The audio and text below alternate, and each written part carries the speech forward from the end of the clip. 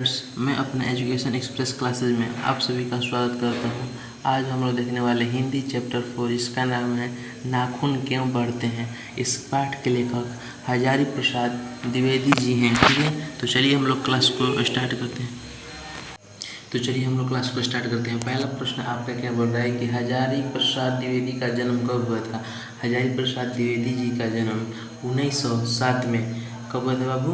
1907 में हजारी प्रसाद द्विवेदी जी का जन्म हुआ था। ठीक है, चलिए हम लोग दूसरे नंबर प्रश्न को देखते हैं। दूसरा नंबर प्रश्न आपका क्या बोल रहा है कि सहजात वृत्तियाँ किसे कहता है।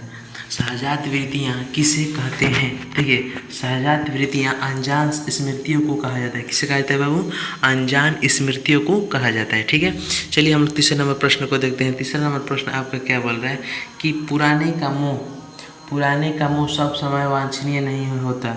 पुराने का मोह सब समय वांछनीय नहीं होता, ये किस लेखक की पंक्ति है। पुराने का मोह सब समय वांछनीय नहीं होता, किस लेखक का पंक्ति है। तो देखिए, इस स्पष्ट से है कि यह हजारी प्रसाद द्विवेदी जी का जन्म, क्योंकि उनका ही चैप्टर हम लोग पढ़ रहे हैं। ठीक है, तो पुराने का मोह सब समय वांछनीय नहीं होता, किसने बोला है, यानी किस पंक्ति का लेखक का है। ठीक है, तो हजारी प्रसाद द्विवेदी जी का है। ठीक है, चलिए हम चौथे नंबर प्रश्न में देखते हैं बाबू। चौथा नंबर प्रश्न आपका क्या बोल रहा है कि किसने कहा था कि सब पुराने अच्छे नहीं होते, सब नए खराब नहीं होते। ये किसने कहा था, तो बाबू आपको याद रखना है हजारी प्रसाद द्विवेदी जी ने कहा था। ठीक है, चलिए बाबू 5 नंबर प्रश्न को देखते हैं। 5 नंबर प्रश्न आपका क्या बोल रहा है कि लेखक के अनुसार मनुष्य के नाखून किस जीवांत प्रतीक है। माने कि लेखक के अनुसार मनुष्य के नाखून किसके जीवांत प्रतीक है। 5 का सही राइट आंसर हो जाएगा बाबू आपका सी नंबर। पार्श्ववृत्तियाँ के किसके बाबू, पार्श्ववृत्तियों के जीवितांत प्रतीक है। ठीक है, चलिए हम लोग 6 नंबर प्रश्न को देखते हैं बाबू। 6 नंबर प्रश्न कह रहा है कि ललित निबंध है क्या चीज़, मछली है, नाखून क्यों बढ़ते हैं, बहादुर है या नौबत खाने में ईद आदत है। तो देखिए, ललित निबंध कौन है, तो नाखून क्यों बढ़ते हैं, क्योंकि आप नाखून में लगाते हैं ललता से मतलब ललित निबंध। ठीक है, चलिए हम 7 नंबर प्रश्न को देखते हैं बाबू। 7 नंबर प्रश्न आपका क्या बोल रहा है कि हजारी प्रसाद द्विवेदी द्वारा रचित पाठ कौन सा है।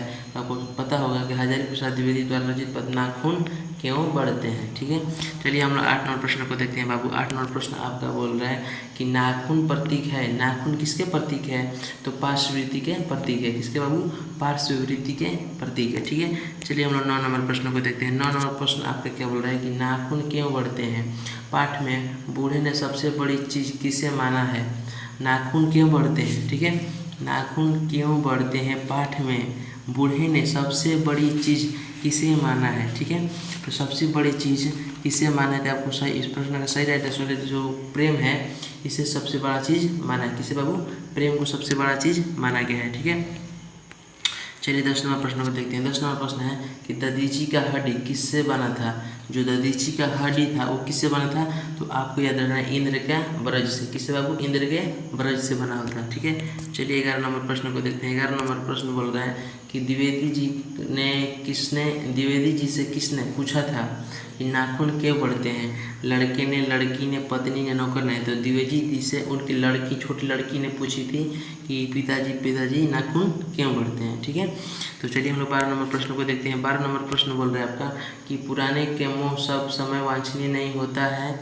यह पंक्ति किस शीर्षक पाठ की है, तो सिंपल आपको पता होगा इस पाठ के लेखक हैं नाखून क्यों बढ़ते हैं के लेखक हैं हजारी प्रसाद द्विवेदी, जिनका चैप्टर है नाखून क्यों बढ़ते हैं। ठीक है, चलिए हम लोग 13 नंबर प्रश्न को देखते हैं। 13 नंबर प्रश्न बोल रहा है कि किस देश के लोग बड़े बड़े नाखून पसंद करते हैं, रखना पसंद करते हैं। मतलब किस देश के लोग बड़े बड़े नख माने कि नाखून पसंद करते हैं। बाबू इस प्रश्न का सही उत्तर होगा गौड़ देश के लोग। क्या है बाबू, गौड़ देश के लोग क्या करते हैं, बड़े बड़े नाखून रखना पसंद करते हैं। ठीक है, चलिए हम लोग 14 नंबर प्रश्न को देखते हैं बाबू। 14 नंबर प्रश्न आपका बोल रहा है कि अनामदास का पोथा उपन्यास किस लेखक की कृति है।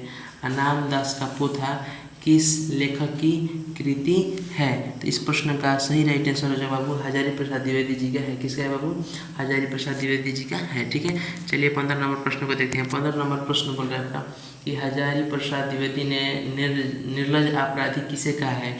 हजारी प्रसाद द्विवेदी जो थे वो नाखून को क्या बोले थे, एक निर्लज अपराधी बोले थे, क्योंकि वो जितना बार काटो उतना बार बढ़ते जाता है। ठीक है, तो निर्लज अपराधी किसे बोले बाबू, तो नाखून को बोले, यानी 15 का ए हो जाएगा। ठीक है, चलिए हम लोग 16 नंबर प्रश्न को देखते हैं। 16 नंबर प्रश्न बोल रहा है कि नाखूनों का बढ़ना किसे परिमाण है, किसका परिमाण है, नाखूनों का बढ़ना किसका परिमाण है। तो बाबू इस प्रश्न का सही राइट आंसर होगा कि मनुष्य की अंध सहजात वृत्ति का, किसका है, मनुष्य की अंध सहजात वृत्ति का। मतलब कहने का मतलब इससे ये है कि जितने भी पीछे की पुराने यादें हैं यही है नाखून की, हम लोग पहले नाखून से अपनी सुरक्षा करते थे। ठीक है, चलिए 17 नंबर प्रश्न को देखते हैं बाबू। 17 नंबर प्रश्न बोल रहे हैं आलोक पर्व शीर्षक निबंध संग्रह किसकी रचना है। आलोक पर्व शीर्षक निबंध संग्रह किसकी रचना है। तो बाबू हजारी प्रसाद द्विवेदी जी की, किसका है, हजारी प्रसाद द्विवेदी जी का है। ठीक है, चलिए 18 नंबर प्रश्न को देखते हैं। 18 नंबर प्रश्न बोल रहा है कि आदमी के नाखून क्यों बढ़ते हैं। यह प्रश्न लेखक ने किससे किया, यह प्रश्न लेखक ने किससे किया। आदमी के नाखून क्यों बढ़ते हैं, यह प्रश्न लेखक ने किससे किया। क्या बड़ी लड़की ने, छोटी लड़की ने, मंझली लड़की ने, इनमें से कोई नहीं। 18 का सही प्रश्न आंसर होगा आपका छोटी लड़की ने उनसे पूछा था। ठीक है, चलिए 19 नंबर प्रश्न को देखते हैं। 19 नंबर प्रश्न आपका क्या बोल रहा है कि नाखून का बढ़ना किसका परिमाण है, तो नाखून का बढ़ना किसका परिमाण है बाबू, तो पार्श्ववृत्ति और संघर्ष चेतना का। ठीक है, किसका बाबू, पार्श्ववृत्ति और संघर्ष चेतना का। ठीक है, चलिए 20 नंबर प्रश्न को देखते हैं। 20 नंबर प्रश्न आपका क्या बोल रहा है कि पुनर्वा, क्या बोल रहा है, पुनर्वा शीर्षक उपन्यास किसकी रचना है। पुनर्वा शीर्षक उपन्यास किसकी रचना है। तो 20 का सही राइट आंसर हो जाएगा बाबू किसका, हजारी प्रसाद द्विवेदी जी का है। ठीक है, पुनर्वा शीर्षक उपन्यास किसकी रचना है बाबू, तो हजारी प्रसाद द्विवेदी जी का है। ठीक है, चलिए हम लोग 21 नंबर प्रश्न को देखते हैं। 21 नंबर प्रश्न आपका क्या बोल रहा है कि नाखून क्यों बढ़ते हैं, शीर्षक पाठ साहित्य कौन सी विधा है।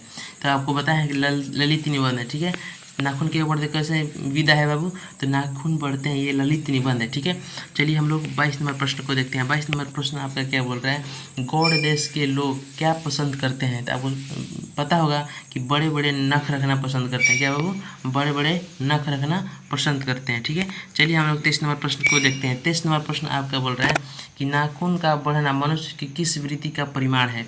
तो आपको पता होगा कि नाखून का बढ़ना मनुष्य की पार्श्ववृत्ति का परिमाण है। ठीक है, चलिए 24 नंबर प्रश्न को देखते हैं। 24 नंबर प्रश्न आपका बोल रहा है कि लेखक हजारी प्रसाद द्विवेदी ने दयनीय जीव किसे कहा है।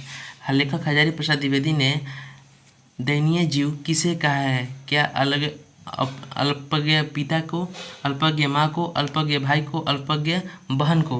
तो 24 का सही राइट आंसर होगा बाबू अल्पज्ञ पिता को कहा है। लेखक हजारी प्रसाद द्विवेदी ने दयनीय जीव किसे कहा है, तो अल्पज्ञ पिता को कहा है। ठीक है, चलिए हम लोग 25 नंबर प्रश्न को देखते हैं। 25 नंबर प्रश्न आपका क्या बोल रहा है, 25 नंबर प्रश्न है कि प्रत्यय मानव का अर्थ क्या है।